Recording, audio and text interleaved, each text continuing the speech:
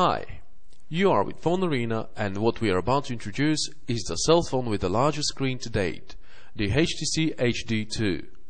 Aside from the huge 4.3-inch display with high resolution, the HD2 is equipped with 448 MB of RAM and powerful Snapdragon chipset with processor running at the breathtaking 1 GHz frequency. Most impressive indeed, although hardware itself is nothing if there is no proper software to utilize it. Fortunately, the HD2 has a lot to offer in this regard, because it comes with improved version of the well-known TouchFlow 3D interface. It's now called Sense, and brings forth most of the social networking functions available with its Android sibling. Quite naturally, the HD2 doesn't stand out with some innovative and brave designer solutions. It would have been an overkill, because the enormous screen won't fail to grip the attention of everyone around you. The interesting thing about it, except for its sheer size of course, is it's the first time a Windows mobile smartphone has been equipped with a capacitive display. That's why the interaction with the device is quite enjoyable and much better than anything that any other Windows mobile phone delivers. The screen is so sensitive that it sometimes reacts to even the slightest flick of your fingers, without anything remotely resembling a proper touch. As a whole, we are really pleased at the overall design of the HD2. HTC has fallen over backwards to fit the largest screen possible in the most compact body achievable and slash on the free, unused space surrounding the screen to the best of their abilities. And we think they've done a great job really. Well, the handset cannot be used with only one hand for sure, but due to its slim profile, the phone is easy to carry around in your pocket. Moreover, the overall build quality is great. The phone feels tightly assembled and all buttons feel pleasing to press. We are happy to see that HTC has finally decided to part ways with the increasingly obsolete mini USB ports and integrated micro USB instead. Now, let's take a closer look at the refreshed personalized interface and the added integration of social networking functionality. First off, you can now link your contacts with their Facebook profiles and get their corresponding pictures and information, like birthdays, status updates, etc. It is a good thing that unlike Sense on Android devices, you can link all your contacts simultaneously, provided names are identical. Moreover, you can browse the Facebook albums of your online buddies directly from the phone contacts. The proper Facebook integration is a nice extra feature, because it lends color to your phone book and provides quick access to relevant information.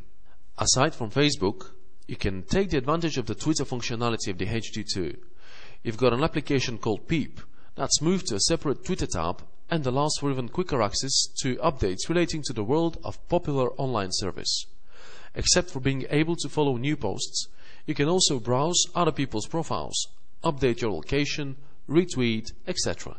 The manufacturer has added a new and easier way of uploading videos on YouTube, directly from the phone gallery. By the way, the YouTube app available on the HTC HD2 is great. You have the comfort of browsing videos grouped by relevant categories, and this is cool.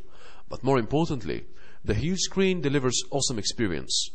Watching videos on 4.3 inches is another cup of tea entirely. The portrait screen QWERTY keyboard on the HTC HD2 is more than suitable for text correspondence, and thanks to the reasonable overall size of the handset, typing away with one hand is not a problem at all. Moreover, and as expected, the landscape QWERTY comes with larger buttons and is quite comfortable for fast entry as well. Handling your emails with the HTC HD2 is as easy as ABC. Once you've set up your email accounts, you can go over short versions of your emails via the Mail tab. If you've received a longer email or it contains a web link, just tap the email preview and you will get its full version loaded into the email client. Aside from the standard applications, the HTC HD2 comes with quite a few additional programs that let you take full advantage of the extra features of the handset. For an instance, you can use your handset as a Wi-Fi router, or connect it to a network or Bluetooth printer and get paper copies of documents. Fortunately, life is not all about work, and all of you who like spending time in the wild will be happy to know that the HTC HD2 comes with a digital compass to help you find your way out there. Drivers can rely on Google Maps and Copilot Live. Both are proper navigation apps. The thing is, the former requires active internet connection, while the latter comes with a short 15-day free trial, and you would have to buy it if you like it. Two browsers are pre-installed on the HTC HD2, Opera Mobile and Internet Explorer. They both run smoothly and fast, but the former offers zooming via multitouch, while the latter delivers partial flash support that allows for watching of embedded YouTube videos. It is worth mentioning that the multitouch function is superbly implemented in Opera Mobile and almost as good as an Apple Safari. We are most pleased with the internet surfing capabilities of the device. The 5-megapixel camera sports double LED flash, and we are glad to see it manages to light up objects even in pitch dark areas. The snapshots are nothing to write home about. They lack enough details but are passable on the overall. We've seen much worse really. The good thing is that you can use the touch focus function that allows for taking of pictures with artistic value. Videos are captured at VGA resolution only, and their quality is proper. The frame count is adequate to provide smooth playback, and the soundtracks to your clips will sound utterly intelligible. The audio player delivers all necessary options like album art visualization and content filtering by any criteria imaginable. However, the more important thing is, of course, the audio playback quality, and it's acceptable through the boxed headset. Despite the fact that the 4.3-inch display is awesome for watching videos, keep in mind that the HD2 doesn't support built-in support for DivX, XVID and H264 files. You will be constrained to MPEG-4 coded files with maximum resolution of 800 by 480 pixels, although sometimes the video and audio streams get slightly out of sync. Rather mediocre performance for a high-end smartphone like this. Things get in place once you've installed Core Player, because it brings the missing support for DivX, XVID and H264 videos. They can be played with it without a problem.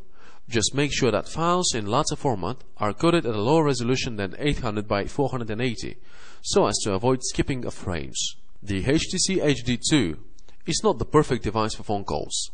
There is a constant static in the earpiece, and the loudness and in-call quality are not good enough.